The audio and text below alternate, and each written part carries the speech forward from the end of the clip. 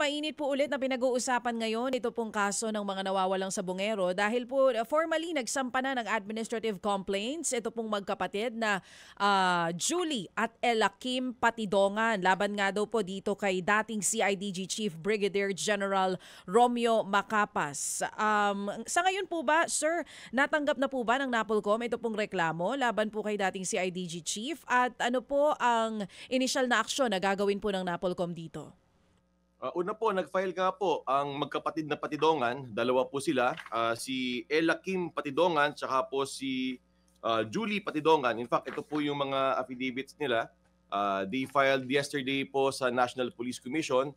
Ni-receive po ng ating Inspection, Monitoring and Investigation Service, ang ating IMIS. So ito po currently ine-evaluate po ng ating IMIS. Of course, kailangan po sa due process na pasagutin ang mga napangalanan po mga pulis dito.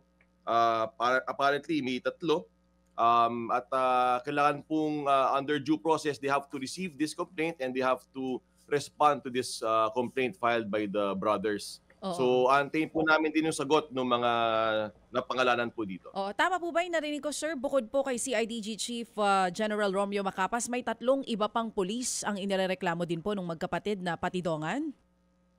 Parang may dalawa pang iba. So tatlo sila, Mhm. parang may dalawa pang iba. Okay So po, oo.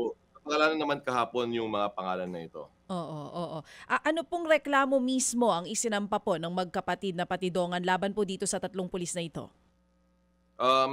Siguro I'll answer this way. Misconduct, dishonesty, conduct unbecoming of a police officer, and oppression. Nabanggit din naman ni Julie Patidongan to kahapon nung siya nagsalita.